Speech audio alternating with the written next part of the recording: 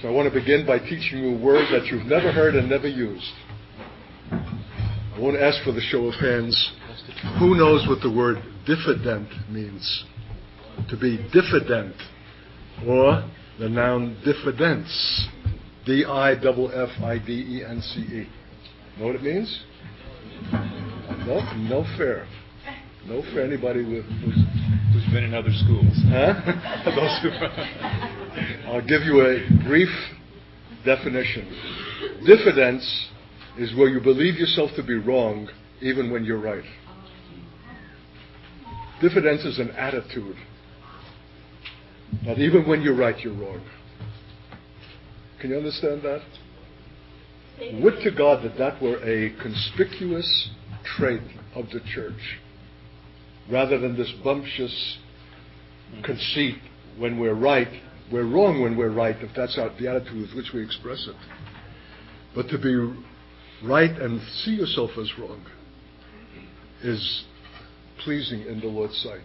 That's humility, that's diffidence, that's gracious, allowing that however persuaded you are, you consider that you might well be wrong, even though you're right. And even though you prayed and fasted, there's no guarantee that what you're going to speak or do is sanctioned or given of God. I know, because I've tried to twist God's arm by fasting, as if to persuade Him to confirm what I think I need to say or do. So, file that word and rehearse it and consider it and ask the Lord to give you the grace to be diffident.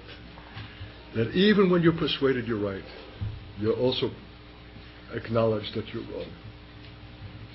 That's appropriate to our humanity. And ironically, the subject this morning is the mystery of Incarnation. The issue of Jesus being both God and man.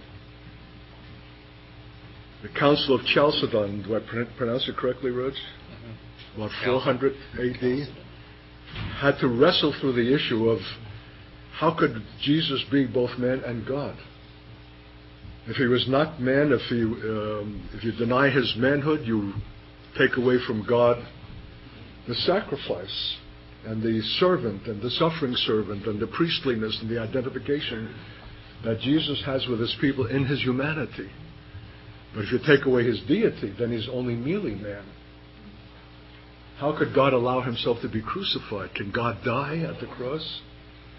These were staggering questions that were coming to the church as a great challenge and threat of heresy. Those who denied the humanity of God, I think they were called Docetists. Docetism. And those who denied the divinity of Christ were guilty of the other side of the same coin. Huh? The Arians. Arians. So there was a remarkable thing that threatened the church in its early history. And so the great church councils, Council of Nicaea that preceded it, the Council of Chalcedon, defined and wrestled through these questions. They gathered up the theologians and churchmen of that time and heard them out and debated and finally came up with a statement that a lot of which is expressed now in the confession. What do we call it? The apostolic, the Apostles' Creed. The Creed is the summation of the findings of many of these church councils. And the phrase, very God, very man, comes out of the Council of Chalcedon. That Jesus was both very God and very man. Well, who has ever heard of that? It's unprecedented. History has never provided an example of God and man in the same person.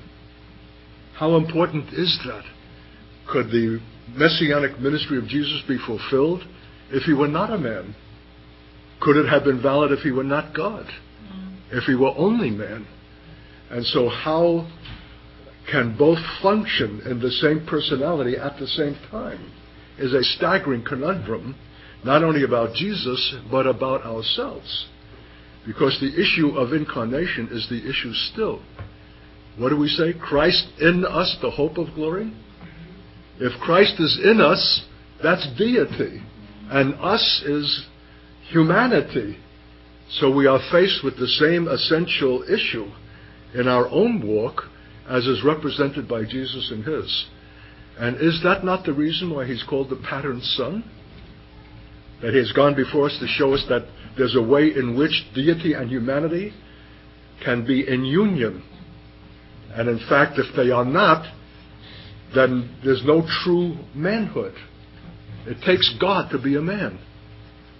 Not just by shoring us up, but by infusing us with those divine qualities that bring us to a full humanity.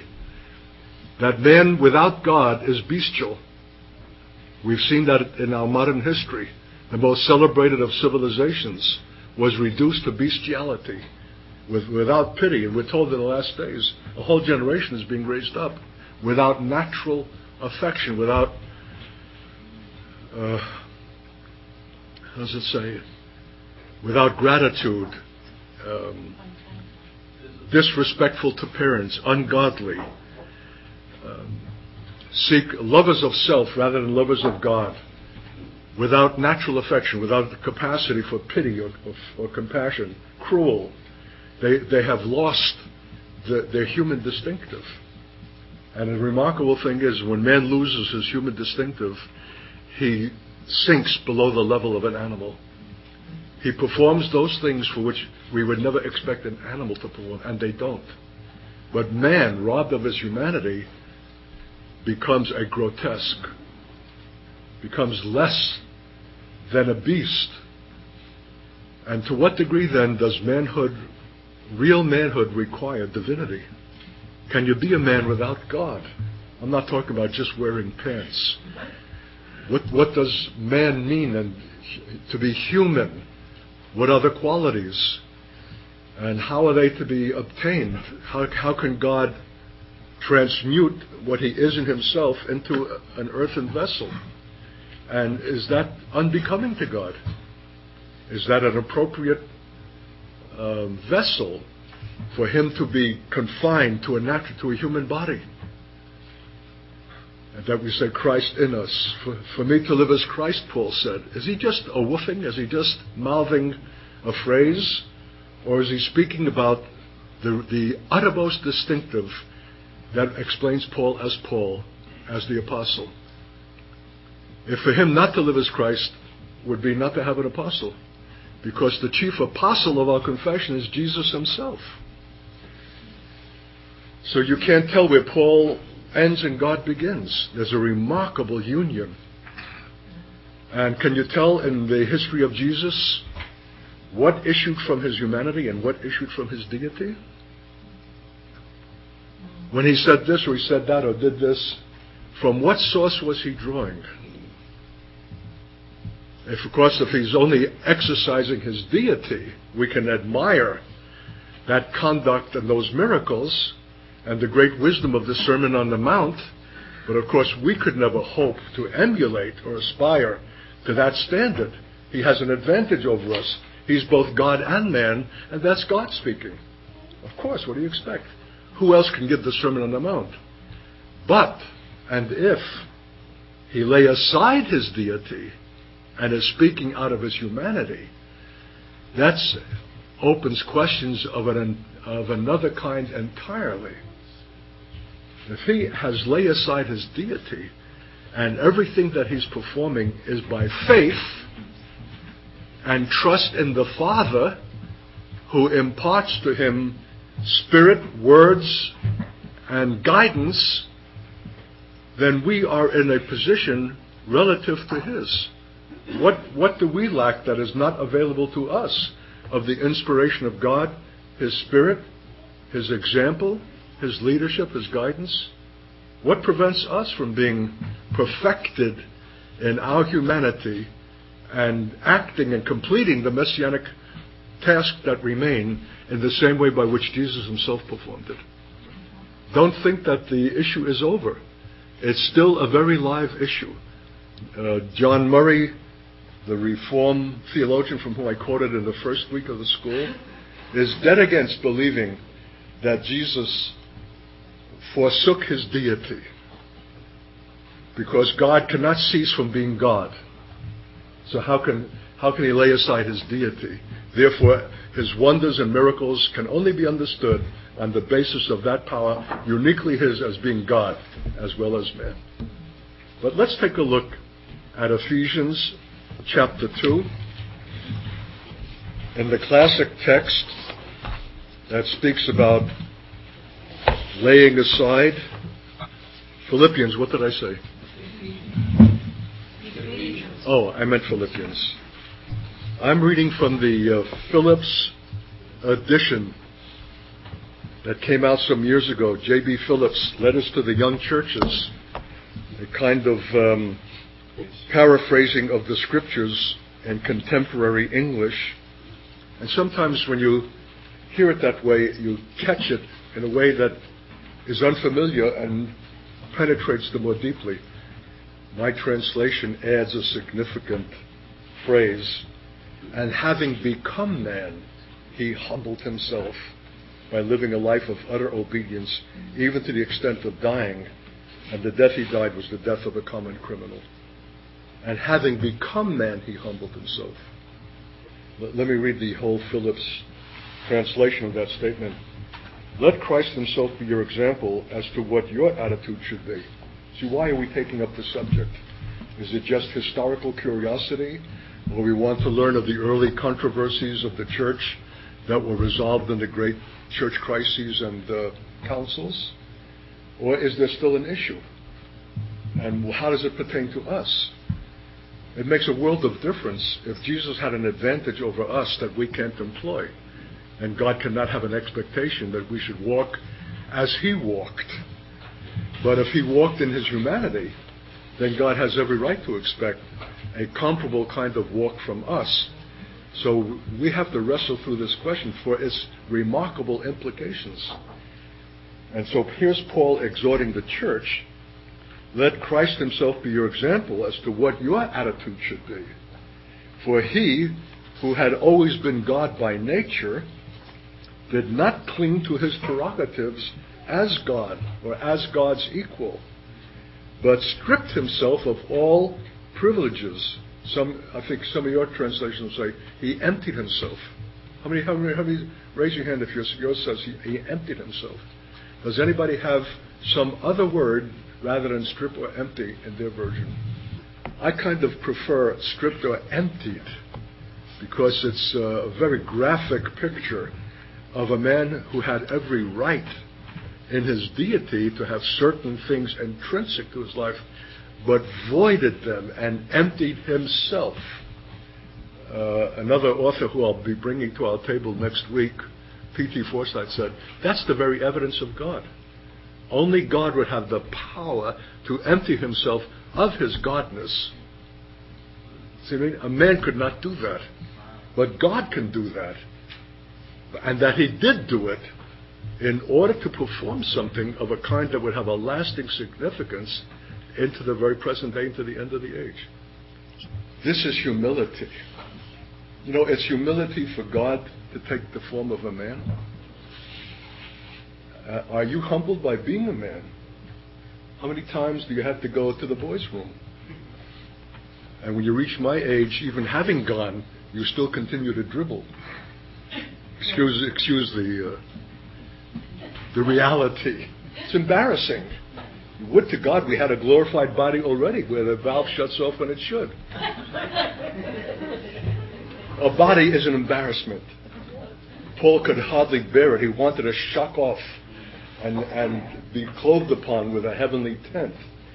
He was tired of the infirmity of the body and its restrictions, its demands. It's got to be fed and attended. And often it's in conflict with the things that are spiritual. It's a tension. God submitted himself to that.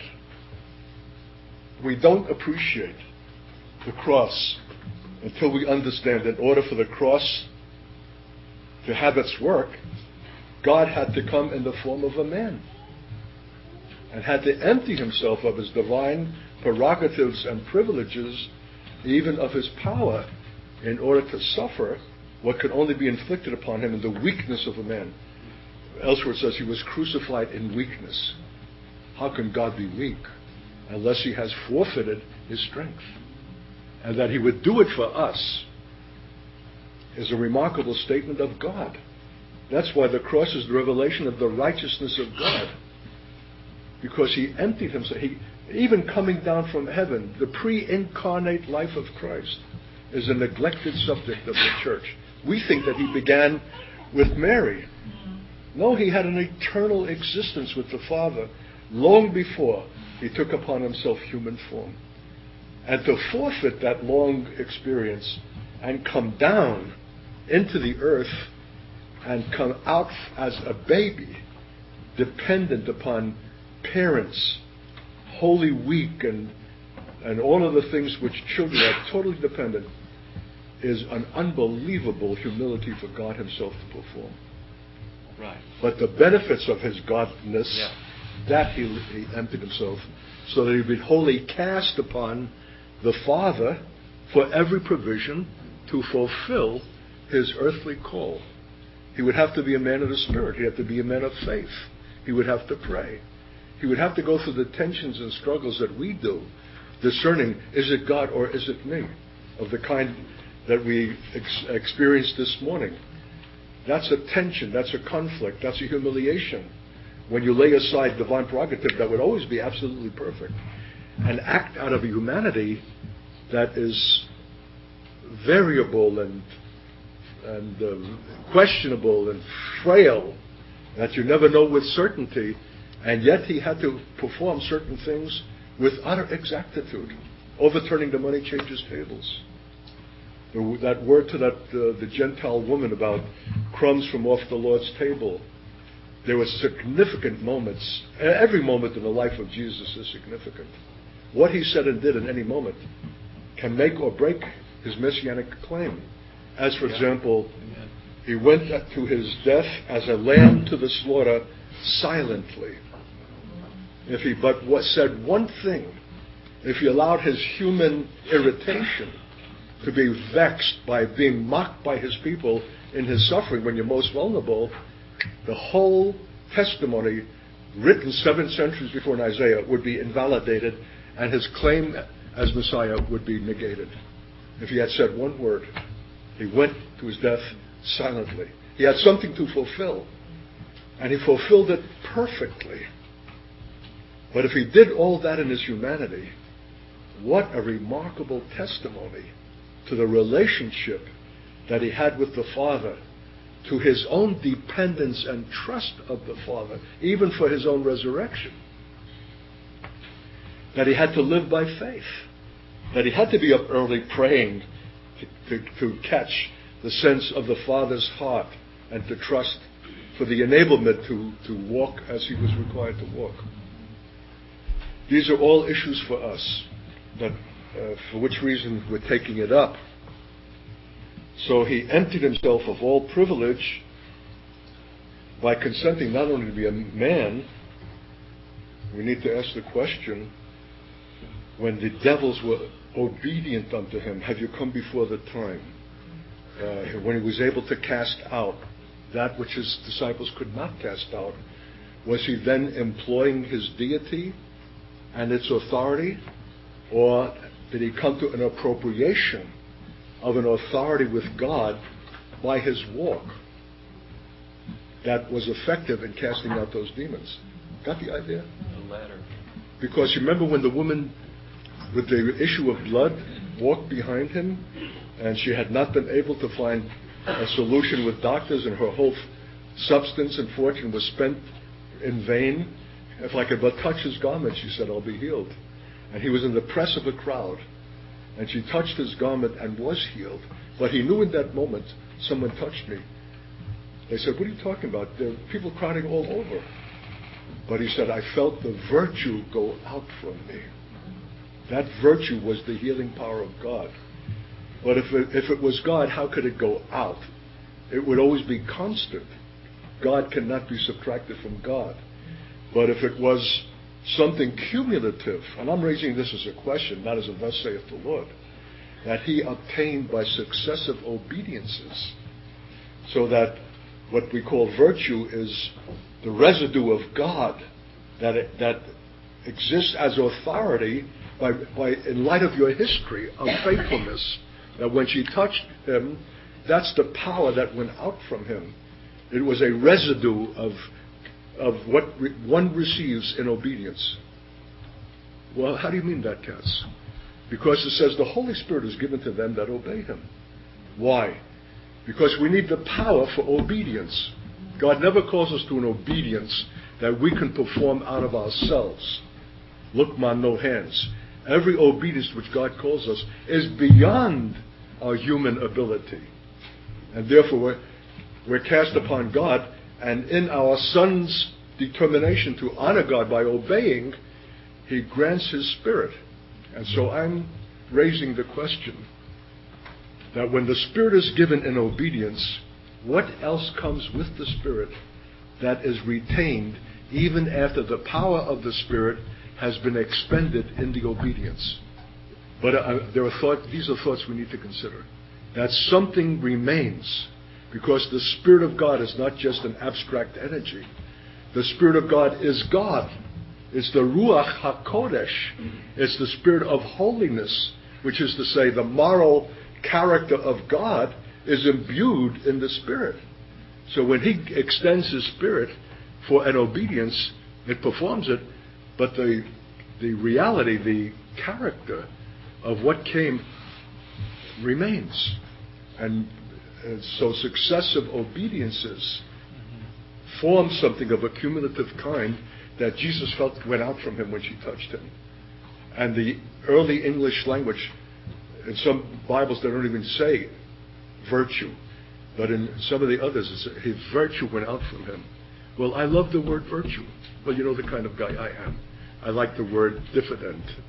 I like the word virtue. I like all words that have moral connotations. I even like the word moral. Because if you take the word moral out of our vocabulary, out of our speech, out of our consciousness, and out of our conduct, we are no longer man.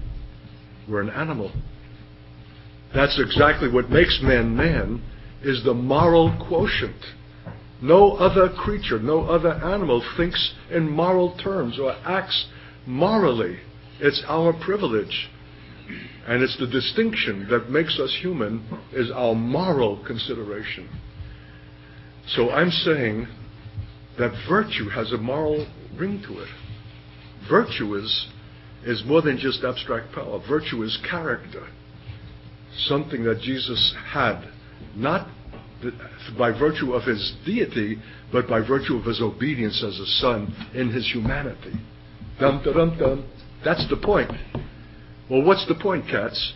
That if he had a virtue that could be tapped as power, not because of his deity, but because of his obedient humanity, what therefore are we capable of having by our obedience? I would prefer to think that power should be related to character and not just be an entity unto itself that anyone can perform independent of what they really are and their moral character before God. Because charismatically, that's exactly what we have been seeing in modern times. The men of faith and power. But their lifestyle is hardly moral.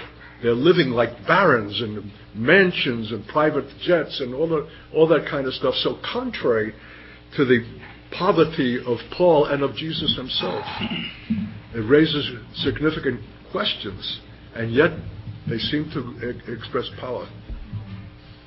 So many have heard this from me before. One of my most agonizing moments in my own history, in a platform at Jerusalem in the 1970s, with a lady then who was the most famed evangelist of her generation, that brought her catchers with her, men who caught the bodies that fell, and the excitement when she reached behind the person being prayed for to touch the catcher, and the catcher went down.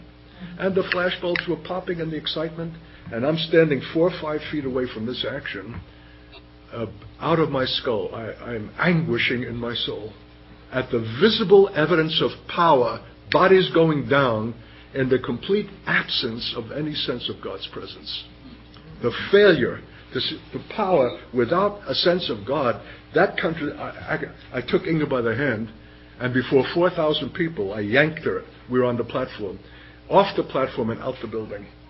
I couldn't bear to remain a moment longer. So I much prefer power in conjunction with character.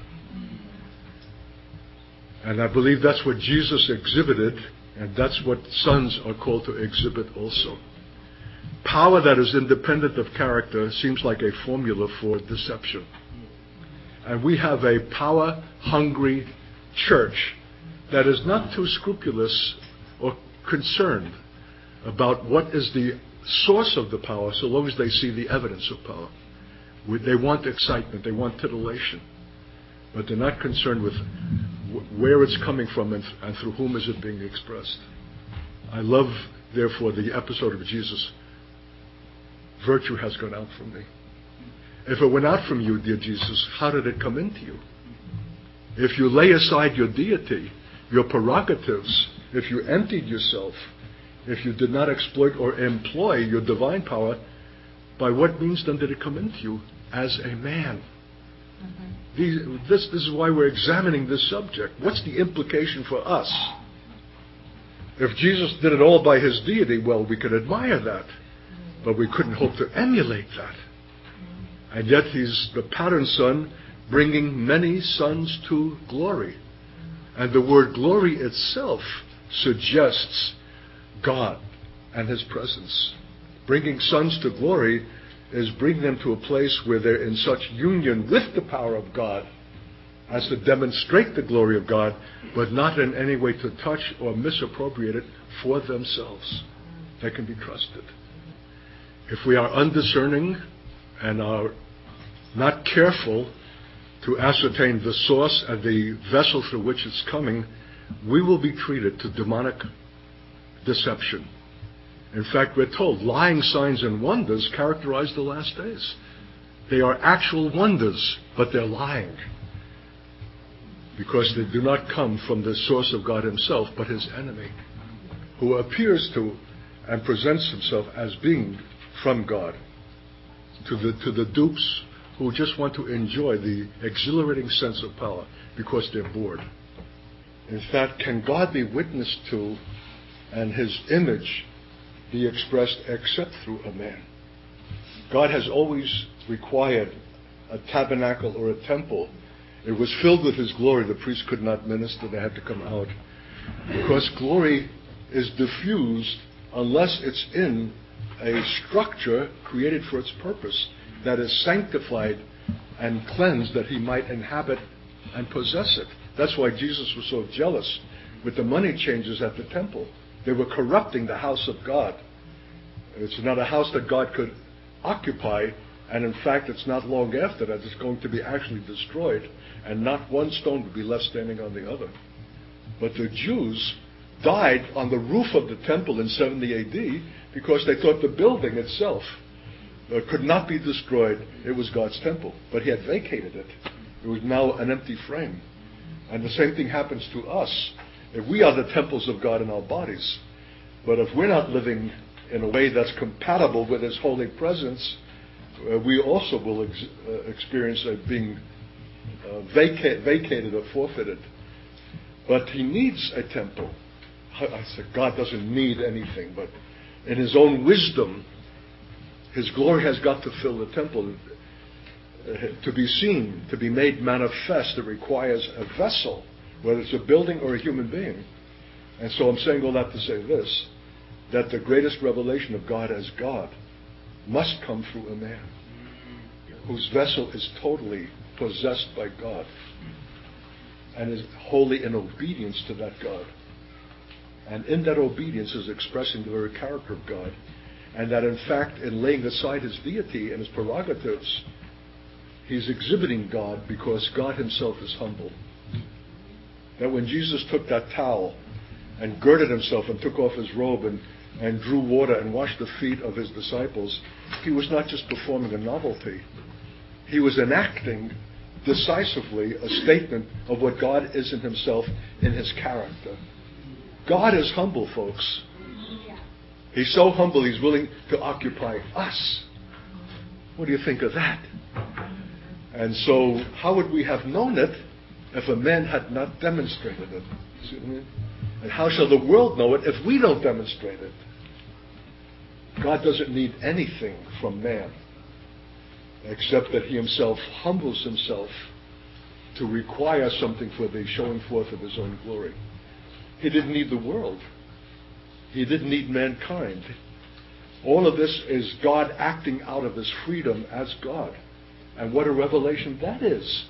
That a God who is totally entire in himself, because he's perfect, had no need of a world or universe or an earth or a humankind, created it for fellowship, for relationship, to show forth his greater glory. The reasons that he has that are not even given us. He didn't have to. He's not under any compulsion. He's entirely free as God. He's voluntarily chose to create. In the beginning, God created. He was not under obligation. That he's willing to do that and take the risk of his creation. That backfired on him, so to speak, through Adam, and has generated generations of sinners who have mocked his name and blasphemed him, and gave rise to a nation whose track record is altogether a pitiful thing, as we read yesterday in Psalm 78. And that he foresaw and foreknew that this was going to cost him an anguish of soul, and yet it did not deter him from creating and bringing Israel into existence as a nation for his name. Or the church. How has the church failed him? So he's a sufferer. Moral anguish may be the greatest form of suffering, even eclipsing the physical. God is a sufferer. God is humble. God is gracious and generous. He didn't have to share himself. He didn't have to create anything. He would still have been God and perfect and completed himself. Everything that he does exhibits him. And when he sends himself in his Son, that very sending is the statement of God. Because Jesus was not conscripted. He voluntarily agreed with the Father, because the Father and the Son are one. That there are purposes that need to be served in the earth that cannot be served by anyone else other than God himself. It's not enough for God to judge and let calves and bulls suffer the consequence. That's only a type to illustrate something that will come ultimately that eclipses the blood of calves and bulls. And that must be the blood of a man who is also God. If there's going to be blood, it's got to be a man. And a man, therefore, is free. A man acts voluntarily in agreement with the Father. He's not compelled.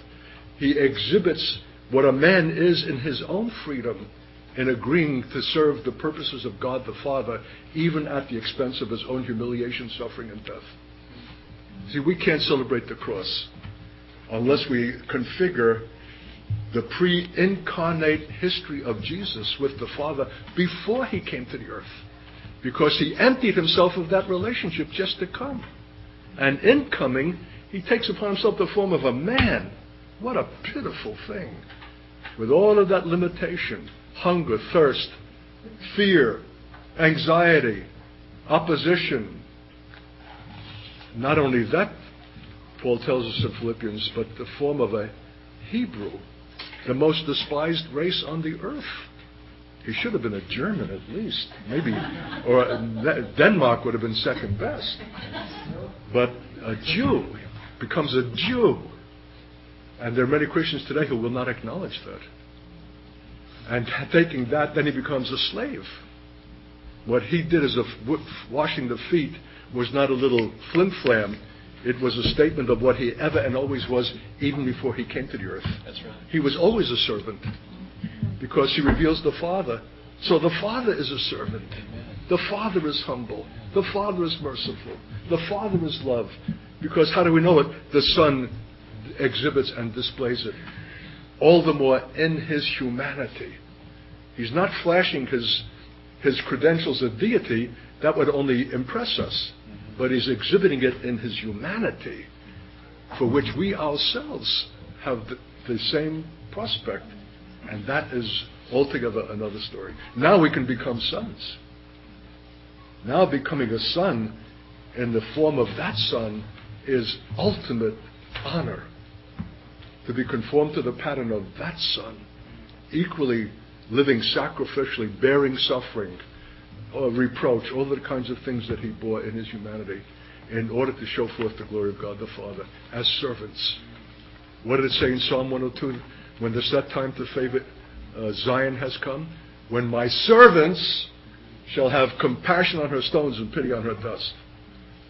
It doesn't say church, of course. It couldn't have said church. Generations would have been bewildered by the word. But the word is significant. Servants. When my servants. Servanthood is God. It's not a put on. It's not a something that he was required to adopt. It's what he was and is in himself. Because that's equally what the Father is. Can you believe that the great God who is the creator of the heavens and the earth and all that in them is by very nature a servant? That's his nature. That by very nature he's humble. That he's love. That he's a sufferer for others. Here's what Karl Barth says on the subject of Jesus, man for other men. Jesus is the supreme man. We don't know what manhood is. It's got nothing to do with biceps or crushing empty beer cans in your bare hand or winning tennis titles. A man, mamma mia, a man is a supreme statement. Have you ever drooled about it?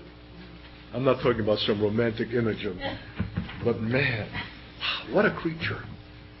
Made in God's image. A man is a supreme accomplishment. A man is a supreme piece of the ultimate expression of God in his creativity. God forbid we should allow that image to suffer loss and become a caricature or some drunken sot or some drug afflicted character who can't even walk straight and mumbles and can't speak a word straight, or we're raising a whole generation who could hardly do anything but mumble, can't speak, their speech is not incisive, their minds are unclear, they're limited in their intention, their ambitions are abysmal and low and carnal, they are deformed in their humanity and are not reflecting the grandeur of God in creating us in his image as man. And you know what? Jesus in his eternal identity retains his manhood. He didn't drop it off when he finished his functions in the earth and go back again to being an abstract entity as a son with the Father. At the throne now, he still retains his body. Amen. He still retains his manhood. And when he comes in that manhood. And we shall see him whom we have pierced. How come? Because his body bears the scars and will eternally. Man is in heaven, you guys, at the very throne of God. That's a statement of God himself, that he allows man to be in the eternal presence of God the Father. It's an honoring of man, which puts a little obligation upon us to walk as men, not as mere men. Paul says, why do you walk as mere men? Which I spoke once in Denmark when they came into the building. I saw these guys coming in and I said, why do you walk as mere men? The meeting hadn't even begun yet. But when they came in, I was impressed. That's all they are, is mere men. There's something missing from their manhood, namely the divine quotient. They're just believers of a kind, but not of such a kind that their humanity reflects the deity of God. And until it becomes that, we're not really man. Man is not man without God. Man is man with God. That's what Jesus displayed, and that's what we are called to display. So listen to this statement from one of my favorite theologians. The humanity of Jesus is not merely the repetition and reflection of his divinity or of God's controlling will. It is the repetition and reflection of God himself, no more and no less. It is the image of God. This is not some inadvertent thing. It's the very expression of God. Man in his perfected humanity, in his obedience to God, through the provision of the Holy Spirit, which is God, comes into a fullness that reveals God as God. That's what Jesus did. And that perfect piece of humanity was battered to a pulp and lost all of its shape. He had there no beauty that any should desire him. He was marred more than any man. They destroyed that humanity. But when God raised him up, we can see the other painting here.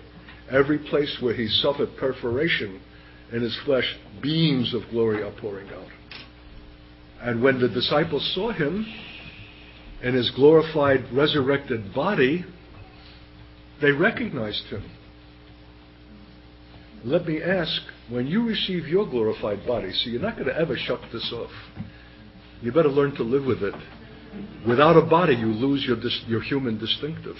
We mustn't be contemptuous of the body as if it's non-spiritual. The spiritual thing is made manifest through it. But we mustn't idolize it and pamper it, but respect it as a piece of God's creation and uniquely different with each one. So when the Lord comes and we shall see him as he is, in a twinkling of an eye, in a moment, we shall be made like him. We shall be given glorified bodies. What does that mean? We shall all be stamped off the same production line. We will be given a glorified body of the body that we brought as a seed into the earth. Look at 1 Corinthians 15, disputing with those who thought that the resurrection was past. But in verse 20, but now is Christ risen from the dead and became the firstfruits of them that slept. For since by man came death, by man came also the resurrection of the dead. You know what I would do? I would take my red pen and circle the word man. Isn't that remarkable? In the morning the Lord says, develop a mistrust of man. Be suspicious of your own man. And yet God celebrates man. It's a paradox. For by man came death, but by man also came the resurrection from the dead. The supreme man, Jesus. New creation. The new creation. The template and the paradigm of manhood for all successive generations. Jesus is the paradigm of what manhood ought to be and will be in all successive generations. And our failure to conform to that image by sloth, by laziness, by indifference, by careless living, by sin, marring that image, is doing despite to the grace of God. We should be conformed to the image of the Son, the template of a perfect humanity in relationship with deity by faith. We also should exhibit and grow in that. But every man in his own order, Christ the firstfruits, verse 23, afterwards they that Christ that is coming, then comes the end when shall deliver up the kingdom to God, even the Father, when shall put down all authority. He must reign, who's put all enemies on his feet. Now, in verse 35, some will say, how are the dead raised up? With what body do they come? Do they come in some kind of magical, classic form, all stamped off the same production line? You fool, that which you sow is not made alive except it die. And that which thou sowest not that body that shall be, but a bare grain. It may chance wheat or some other grain, but God giveth it a body as it pleased him, and every seed its own body. What you sow will affect what you reap. What we sow as our body will affect the glorified form of that body. That's as much as I know and as I understand from these verses. But that we retain our humanity is clear.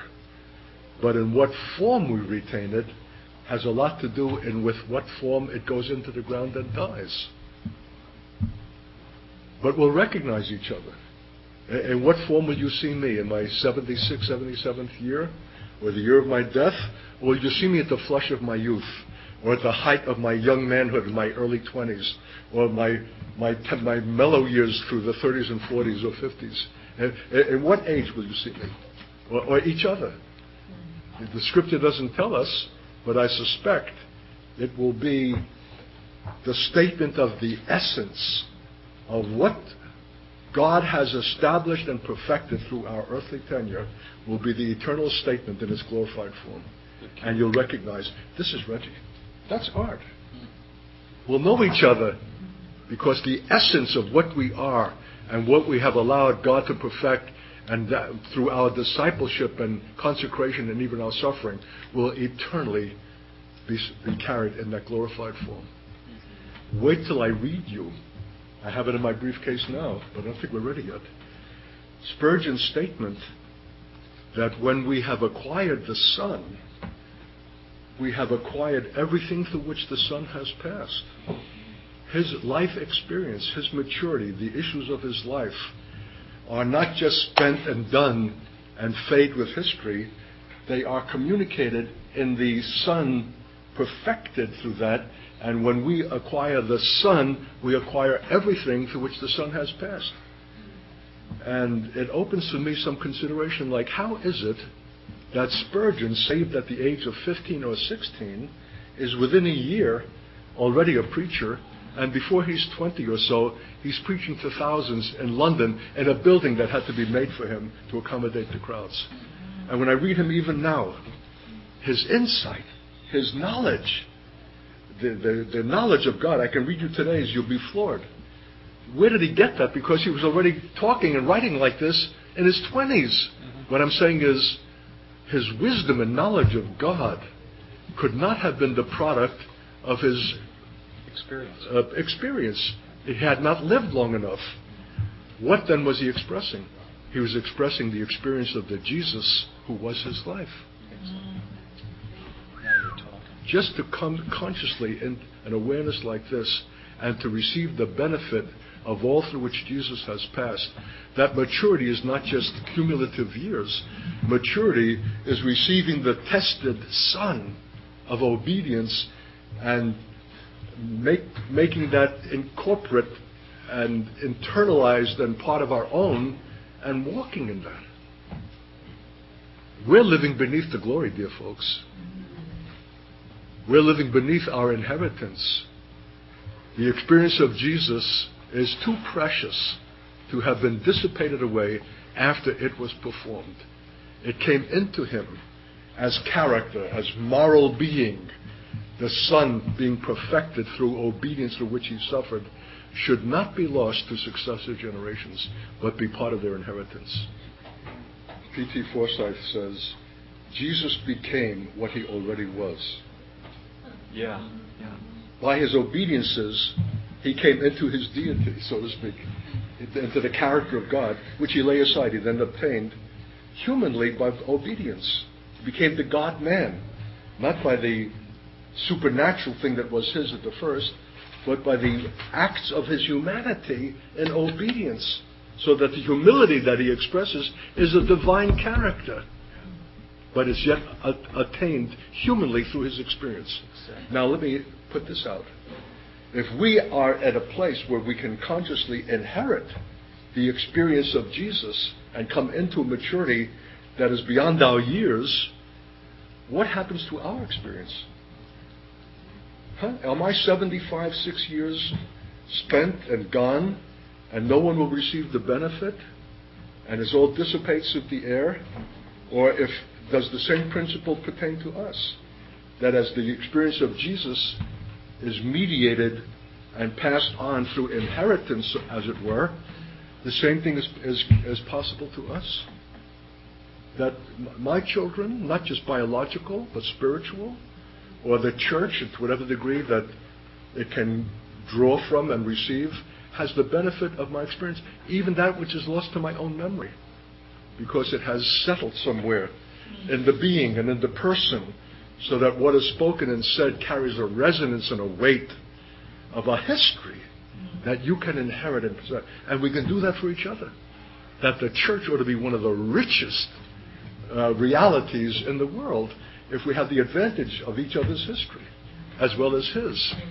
And that it means that whatever suffering we're bearing is not just for the moment, but for posterity. That future generations, should the Lord tarry, will receive the benefit of that through which we have passed. And therefore, we will have a greater disposition to bear that suffering if it has a significance beyond the moment as it affects us, but will affect all the future as I believe it will, both in heaven and in earth. See the implications of this? Awesome. To know that this treasure is available and that we have been ignorant and have bypassed it, so to speak, and just acting out of the limitations of our own lifetime is a remarkable loss. So imagine the whole corporate body receiving this benefit and coming to that great maturity for which the Lord has invested himself. His investment is too great to be dissipated away and to be lost to successive generations or to the church in corporate, which the powers recognize. Jesus we know and Paul we know, but who are you? What did they know about Jesus and Paul? And what could they know about Paul that they know equally about Jesus? Jesus they could know by virtue of his divinity as the sent Son, but what could they know about Paul, who's a human being? But they know exactly the same for Paul as they know for Jesus. What do they know? That these men resonate God and resonate the authority of God, independent whether they were sent from the Father or they had a natural birth and were converted. But Paul's relationship with the Father through the Son was of a kind like the Son himself, and brought dimensions into his life of authority that the powers recognized and feared. So when they mock us and they say, Jesus you know and Paul you know, but who are you? They're saying, you lack what Paul exhibited. And Paul exhibited what Jesus exhibited, and both of them obtained it from the Father, who is ultimate authority, not by virtue of birth, but by virtue of acquisition through obedience. So when we mock you, who are you that we should know? Those powers are saying, you guys are living beneath the standard. You're not living in a way as sons by which you would have acquired the same resonance of God as both Jesus and Paul exhibited, which we fear. Just to go back early in the life of Jesus, even as a boy, one of the first instances when they went up to the temple for the Passover and left in the crowd and thought Jesus was with them, and found out after a few days that he was not, and were panic-stricken, and they went back and they found him. And he was both asking and hearing the doctors of the law. I love that statement. He was both speaking, raising questions, but also hearing. Isn't that precious for a son already exercising his humanity to obtain? And they said, where were you? And they were flustered, and he said, don't you know how to be about my Father's business? Already has this consciousness, even as a 12-year-old. And they understood not, it says in Luke chapter 2, verse 50, they understood not the saying which he spoke unto them. The next verse says, and he went down with them, and came to Nazareth, and was subject unto them. But his mother kept all these sayings in her heart. This is a remarkable statement of the godly disposition already in Jesus as a son and as a boy, that even though his parents did not understand him nor his call, he submitted himself unto them to bear the indignation, the reproach, irritation of parents who don't understand.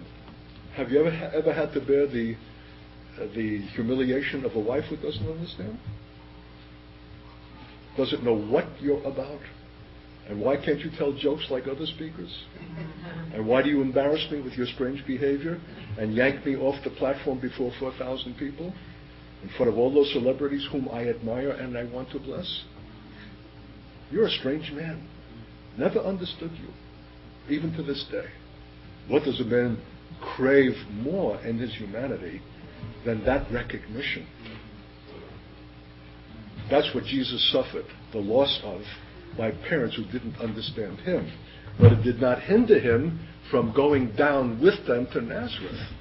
And it's a literal going down, not just because Jerusalem is going up, but Nazareth is the anise of the world. It's the bottom of the pile. Nazareth, can any good thing come out of it? So he's not only going with parents who are dum-dums, but he's going down to a place that is spiritually despicable. He submitted himself. And the next verse says, And Jesus increased in wisdom and stature and in favor with God and man. Just the words, Jesus increased, indicates that this is not some full-blown deity that can be tapped at will, but it is as human as us in the prospect of growing and increasing or falling back or being depleted. He increased in wisdom and in stature by God and men, and he never stopped increasing. He increased all the way through the 33 years of his life, right to the final obedience in the Garden of Gethsemane and to the cross. He kept increasing in stature. He grew into his full deity, so to speak, through his human submission and humiliation was the key to increase. If that was his mode of increase, what is ours? Dun, dun, dun, dun. Why haven't we increased? Because we're unwilling to go down. We're unwilling to suffer indignity or lack of appreciation or understanding or whatever our Nazareth is and whatever our unbelieving parents or spouses are. There's plenty of opportunity if we will go down. And evidently, that's the mode by which Jesus increased in his humanity. And it's the mode for us as well. You see why it's so important to come to some understanding of this mystery of incarnation, of God in the flesh. There's got to be a flesh, there's got to be God.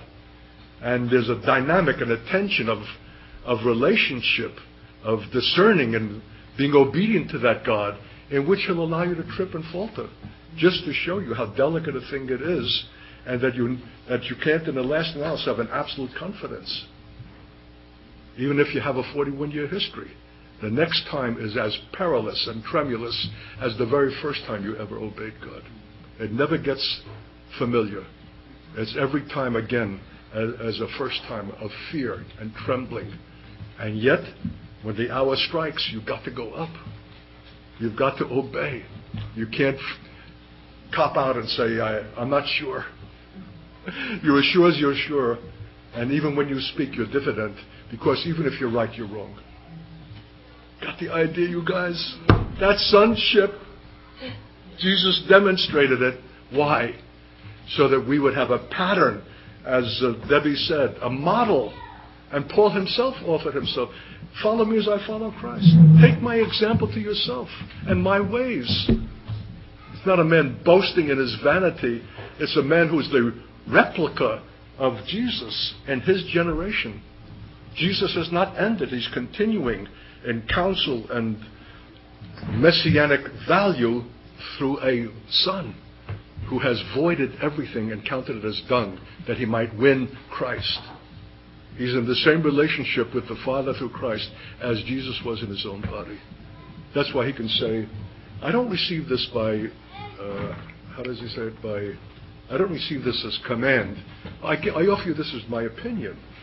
And 2,000 years later, we are as fastidious and attentive to what Paul gave as opinion as we do to what Paul received as commandment.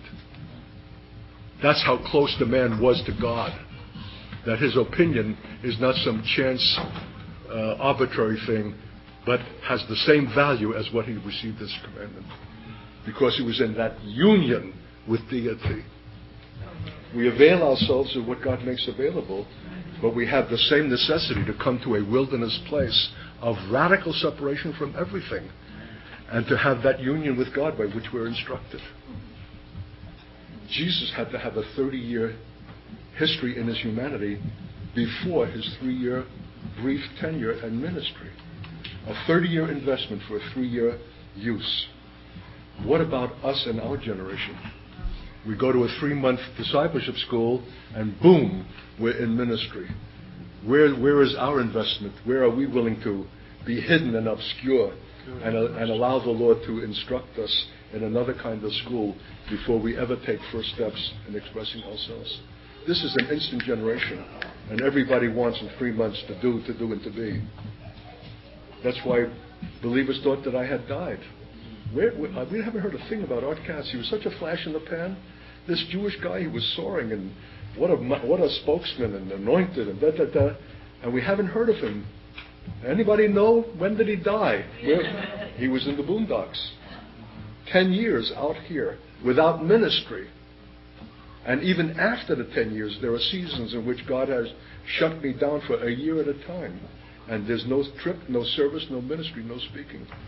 14 months of sabbatical silence, where I was not allowed to speak anything before the first message on the mystery of Israel in the church. So God has His ways of training us if we're willing to submit to death. Silence is death.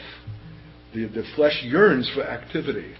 Why is it that when the priests were consecrated, and after much blood and sprinkling and washings and all kinds of things, the last requirement for their ordination is 7 days waiting at the tent of meeting? Just twiddling their thumbs, doing nothing. And all Israel is looking on that patent inactivity. Why? Because they're young. And there's an itch that needs yet to be brought into death, and waiting is a form of dying. A priest that will not wait is not a priest. A priest who's impetuous and has got to say and do because the thought comes to him, it must be God, has not yet been tempered. So we're rushing such young men into ministry. Youth for Christ. Youth with a mission. My brother said, how can youth even have a mission? I admire, there's not an organization that I admire more, but their very title indicates the temper of our evangelical age. Youth with a mission. There's teenagers for Christ, and because kids are bored and need something to do and go to exotic places, but how are they instructing others who have not been instructed themselves? How can they give beyond the level of their own experience and maturity? So it's a marvel, the good that has been done. And of course, many come to maturity in the very process. But there's a tinge of presumption that youth can have a mission. Why, even the priests, the Aaronic priests, could not begin their ministries until the same age in which Jesus began his, 30. All those good years. Listen, at the age of 12, he was stupefying the priests and the doctors of the law. He had such sagacity, means wisdom, and confounded them in the remarkable understanding, but he had yet to wait 18 more years before he could express it. I want to tell you, dear saints, that 18 years was death. Jesus didn't have to wait for the cross to experience death. His whole lifetime is an experience of death. Even going down with unbelieving parents to Nazareth is death. But those deaths were obediences that sprung to life. So even the Aaronic priesthood could not commence its activity till the age of 30, till the age of maturity. And after 20 years, they're finished. They retire at the age of 50. They gave the cream of their choicest years to their service. The 30 years that preceded were preparation for the 20 years of activity and then retirement.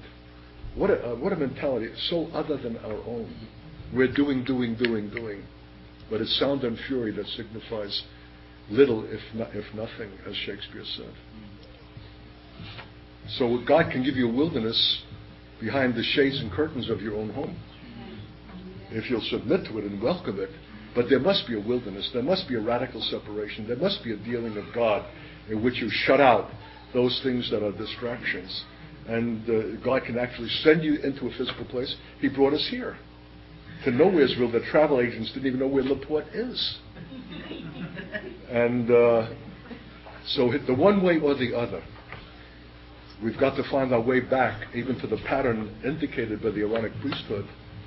Because even in the Melchizedek priesthood, it says that Jesus, being in the form of a Son of God, was without father, mother, ancestry, beginning or ending of days.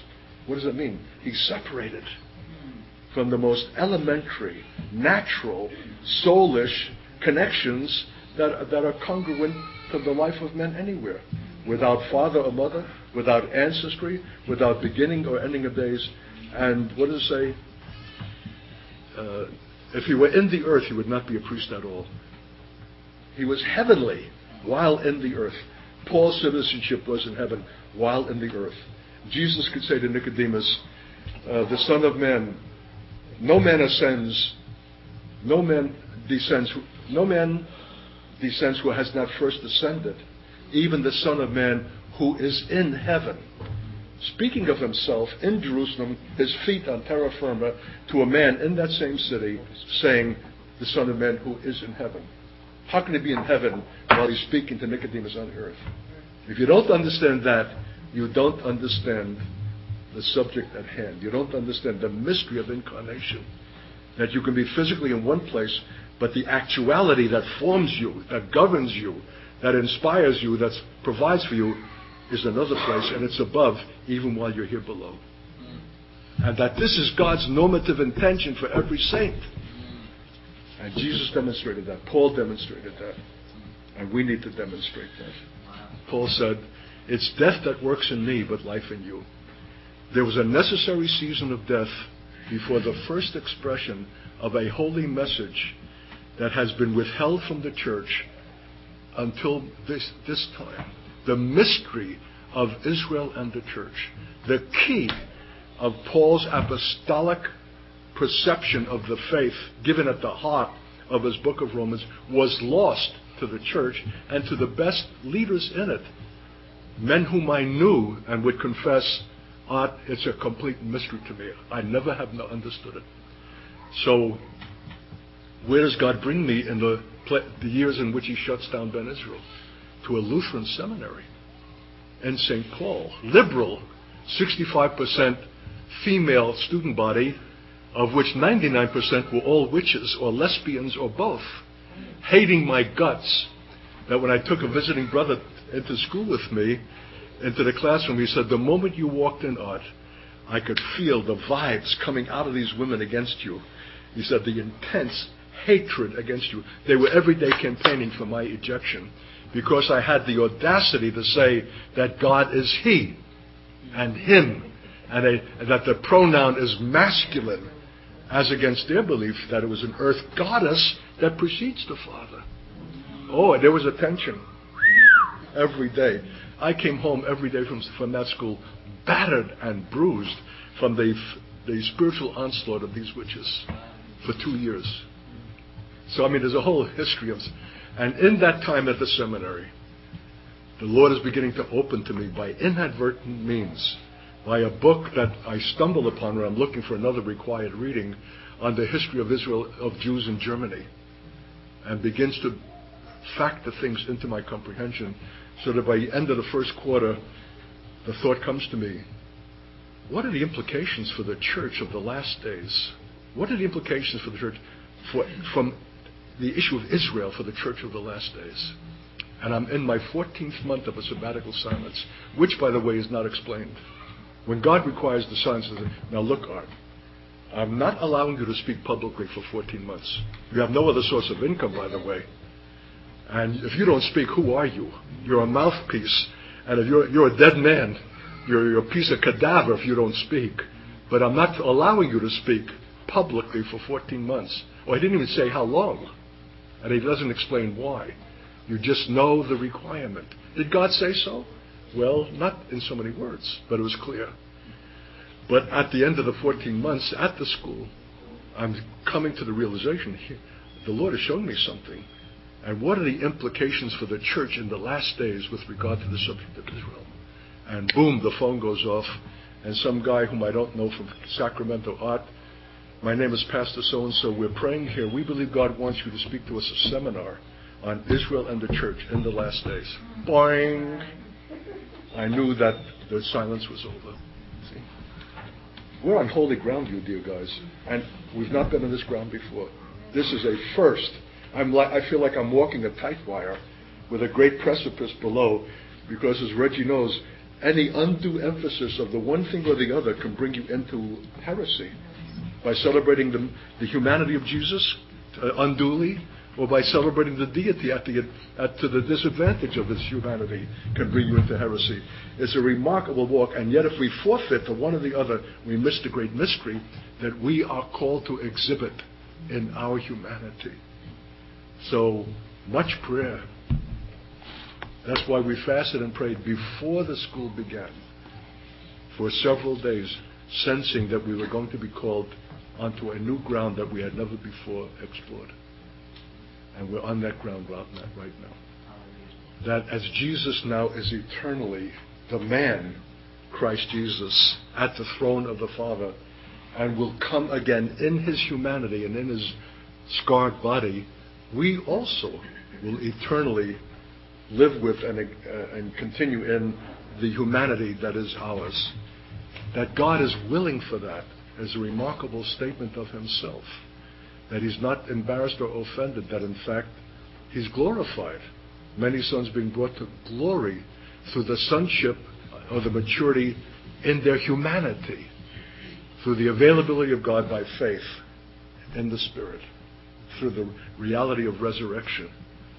It's a remarkable thing, but we have not been stupefied and stunned and in awe over our calling and in our humanity. And humanity itself has been depreciated. Man is becoming a slop and a slur and a caricature. And the enemy loves to mar man.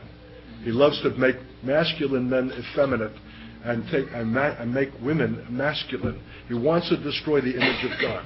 He wants to stultify and ruin and corrupt God, the image of man, because the image of man is the reflection of God.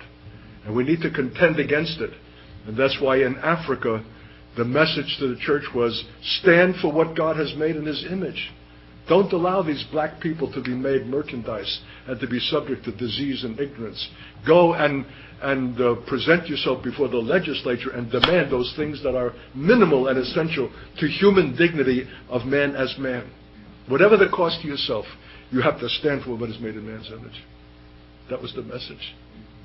So it needs to be our message also, whether we're in Africa or not, and to esteem our own humanity as the vehicle for the revelation of his glory. So Lord, precious God, oh, we're on new ground, my God. And somehow the morning prayer time has everything to do with the class time. It somehow fits. There's something here, the paradox of to be suspicious of what is in man, and the next breath to celebrate the humanity of man as the very vehicle for the revelation of God's glory. What a tension, what a contradiction, what a paradox is this faith. But we're not shunning it for that reason. We're embracing it for that reason. And we know we'll not come to that perfection of our humanity without a school of obedience, without a school of humility, without dealings with God that we can't understand and perplex us, whether it's a long silence or a rebuke publicly, that somehow it all fits in and is given and comes from the hand of God for the perfecting of sons in your image. So Lord, help us, Lord. We're just feeling our way here, and we don't want to miss this remarkable issue that has come with the advent of your Son and our call to be sons in his image. Thank you, my God, for bringing us this far. Open our understanding, our appreciation for ourselves in our humanity, and not to despise it, but to esteem it as given of God the Creator. And so we're blessed, Lord. Thank you, my God. Help us to continue today and in these days, and bring us all the way through in the things that we've been saying to you again and again in prayer. Not just head knowledge, Lord, but life change. We thank you and give you praise for a privileged time as this. In Jesus' name, amen.